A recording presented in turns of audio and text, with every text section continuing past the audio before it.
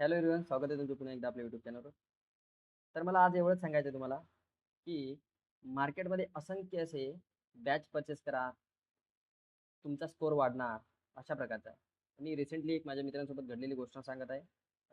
तर हा व्हिडिओ जास्तीत जास्त आपल्या एम-पी-एस-सी ॲस्पिरंट असो, कोणीही सरळ सेवा एक्झाम देत असेल, जे ज्याची इच्छा असेल बॅच परचेस करायची, तर त्या मुलांचे, त्या गरीब मुलांचे पैसे वाचतील.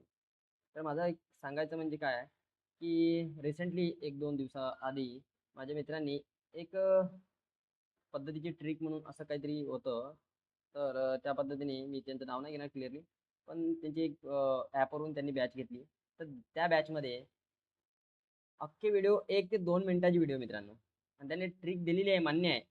पण त्यांचं त्या बॅचवर जे काही हेडलाईन दिलेली आहे त्या बॅचवर, ती त्यांनी संपूर्णतः इन डिटेलमध्ये, पण त्यांनी जे जे काही अशा पद्धतीच्या जे काही आहेत, आता मी तुमच्यासमोर मी लास्टला ट्रिक सांगणारच आहे, की अशा पद्धतीने एकाच याच्यामध्ये 1 मिनिटामध्ये 2 मिनिटामध्ये खतम केलेलं आहे. जेणेकरून त्यांनी जे काही कंटेंट आहे तो कंटेंट वाढवला. फक्त काय, व्हिडिओचा कंटेंट वाढवला छोटे छोटे पार्ट करून.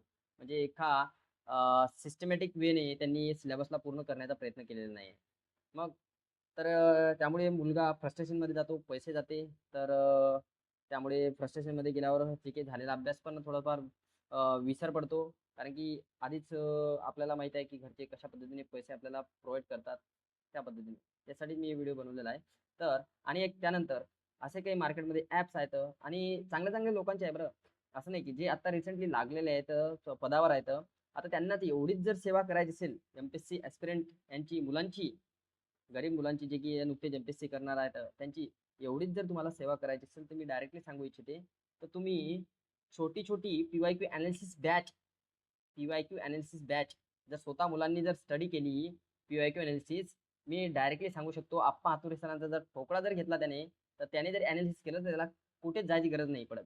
ना तुमची बॅच खरेदी करण्याची गरज पडत. त्या बॅचवर तुम्ही 10 ते 12 फक्त 10 ते 12च व्हिडिओ, एका सब्जेक्टचे 10-12 व्हिडिओमध्येच ते कम से कम 1000 ते 1,500 रुपयाची बॅच तुम्ही सेल करता. मुलाला असं वाटतं, की हे सगळं केलं मी एवढं, की माझं पूर्णच होईल आणि इझिली मी पास होईल. तुम्ही काही करा मित्रांनो, मला एक सांगायचं आहे, तुम्ही काही करा. मी मेन्स देऊन आहे. मी 2 वेळेस मेन्स देऊन आहे. मी एका मार्काने लास्ट माझी मेन्स गेलेली आहे पी-एस-आयची. तर मी कोणतीच बॅच घेतलेली नव्हती. मी फक्त जे बुक रेफर केलेलं आहे, ते एकच बुक केलेलं आहे. त्याच्या व्यतिरिक्त एकाच पब्लिकेशनचं बुक रेफर केलेलं आहे. तर त्याच्या व्यतिरिक्त काहीच मी रेफर केलेलं नाही. ना कुणाची बॅच घेतली. आणि बॅच कशासाठी घ्यायची, म्हणून स्वतःवर विश्वास ठेवा, अभ्यासावर विश्वास ठेवा. तुमचं पण त्या लिस्टमध्ये नाव येणार म्हणजे येणार. काहीच कुणाला काही भीक मागायची गरज नाही. काहीच कुणाला काही तुमची बॅच घ्यायची गरज नाही. तुमच्या भरोशावर हे स्वतः, अरे जॉईन झालेले, तुम्हाला पेमेंट चालू झालेले आहे त्या गव्हर्नमेंटच्या, तरी पण मुलांकडून घेण्याची आशाच आहे तुमची. पद्धतीने तुम्ही मान्य आहे, तुम्ही तुमचा अनुभव सांगत आहात. मग तुमचा अनुभव तुम्ही फ्रीली पण सांगू शकता ना. महाराष्ट्रामध्ये एकमेव व्यक्ती आहे जे महाराष्ट्रामध्ये गणिताची बॅच घेतो. जेव्हापासून मला कळलं स्पर्धा परीक्षेमध्ये, फक्त त्या व्यक्तीची एक बॅच आजपर्यंत वाढली नाही. फक्त 999 रुपये किंमत आहे. अख्खी इन डिटेलमध्ये बुद्धिमत्ता आणि मॅथ इन डिटेलमध्ये घेतो, आणि त्यासोबत युट्यूबवर फ्री ऑफ कॉस्टमध्ये इन डिटेलमध्ये 3-3 तास लेक्चर उभा राहून घेतो. आणि त्यासोबत एक पण व्यक्ती आहे, तर डायरेक्टली नाव घ्यायचंच आहे मला, कारण की ते आहेतच 2 व्यक्ती असे. एक सचिन ढवळे सर आणि एक त्यासोबत जर बघितलं तर एक अमोल पाटील सर. त्यांचा कंटेंट पण आहे, कंटेंटमध्ये दम पण आहे, आणि त्यांच्या बॅच पण एवढ्या महाग नाही.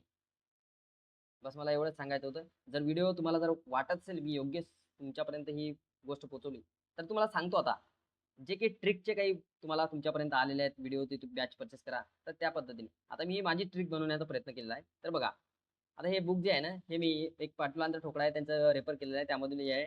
तर एक छोटासा एक पॉईंट घेतलेला आहे. त्यावर मी ट्रिक कसं बनवतो बघा. महाराष्ट्रात सर्वाधिक वने असणारा प्रशासकीय विभाग आहे एक. सर्वाधिक वने असणारा प्रशासकीय विभाग.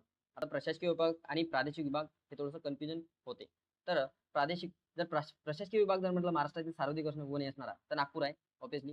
त्यानंतर सर्वात कमी वने असणारा प्रशासकीय विभाग जर म्हणलं, छत्रपती संभाजीनगर. आता प्रादेशिक विभागाकडे येऊ. जर प्रादेशिक विभाग विचारला, महाराष्ट्रातील सर्वाधिक वने असणारा प्रादेशिक विभाग, या शब्दाकडे लक्ष द्यायचं, तिथे आयोग आपल्याला फसवू शकते. तर प्रादेशिक विभाग काय, विदर्भ आहे, त्यामध्ये सर्वाधिक महाराष्ट्रात वने आहेत. आणि सर्वात कमी जर वने असणारा प्रादेशिक विभाग जर म्हणलं, तर खानदेश. आता याची ट्रिक सांगू का तुम्हाला, कशा पद्धतीने.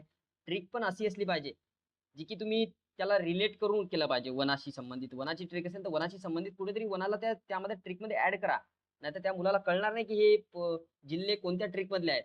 अशा पद्धतीच्या ट्रिक बनवलेल्या आहेत आणि त्याच ट्रिकचे ते 300 ते 400 रुपये एका एका स्कोरची फीज कलेक्ट करत आहे आणि डेमो नाही मिळणार तुम्हाला. त्या ॲपवर जर जा तुम्ही यांच्या बॅचेस वगैरे तेव्हा तुम्ही खरेदी करसाल ना, तर तुम्हाला डेमो नाही मिळणार. डेमो देणार पण नाही ते. कारण की डेमो जर दिला तुम्ही, तुम्हाला जर त्या डेमोमध्ये थोडंफार कमतरता वाटली, तुम्ही बॅच कसं काय घेणार? म्हणून डेमो दिलेला नाही यांनी. ओके. तर बघा, महाराष्ट्रात सर्वाधिक वने असणारा प्रशासकीय विभाग नागपूर आहे. सर्वात कमी वने असणारा प्रशासकीय विभाग छत्रपती संभाजीनगर आणि प्रादेशिक विभाग विदर्भ आहे आणि सर्वात कमी वने असणारा प्रादेशिक विभाग खानदेश आहे. तर लक्षात कसं ठेवायचं? वनामधून संभाजी विदेशात गेला. वनामधून म्हणजे तुम्हाला कळलं की वने असणारा प्रशासकीय विभाग नागपूर मधून संभाजी, मधून म्हणजे सायलेंट आहे, संभाजी म्हणजे संभाजीनगर हे दुसरा सर्वात कमी असणारा प्रशासकीय विभाग आणि प्रादेशिक विभाग सर्वात जास्त वने असणारा विदर्भ म्हणजे आणि खानदेश म्हणजे देश. म्हणजे आपण लक्षात ठेवू शकतो, वनामधून संभाजी विदेशात गेला आणि सिक्वेन्स नुसार अशाच पद्धतीने लिहून ठेवा, तुम्ही विसरसाल ना. तर जास्तीत जास्त मित्रांसोबत शेअर करा मित्रांनो. मला फक्त तुम्हाला सांगायचं होतं. पण अशा पद्धतीची जी काय वनासंदर्भात मी आता तुम्हाला सांगितले, त्यामध्ये मी वनाला पण ऍड केलेलं आहे. जेणेकरून कळलं की या जिल्ह्याबद्दल मी जे काही बोललो ट्रिकमध्ये, तर ती जिल्हे वनांच्या संदर्भात बोलत आहोत. तर असे ट्रिक असले पाहिजे. ओके. नाहीतर कशा अशा हजारो ट्रिक तुम्ही हे करताल ना, कोणते ट्रिक कुठे आहे ते कळलं तर पाहिजे माइंडला. बघा आता तुमच्यावर आहे डिपेंड. जर तुम्हाला व्हिडिओ वाटला की यामध्ये मी योग्यरित्या काहीतरी तुमच्यापर्यंत माहिती देण्याचा प्रयत्न केला, तर तुम्हाला हे व्हिडिओ जास्तीत जास्त मित्रांसोबत शेअर करायचा आहे. कारण की आपल्या मित्रांचे फालतू पैसे व्यर्थ गेले नाही पाहिजे. हेच माझा इंटेंट आहे. Thanks for watching this video. भेटू आपण नेक्स्ट व्हिडिओ.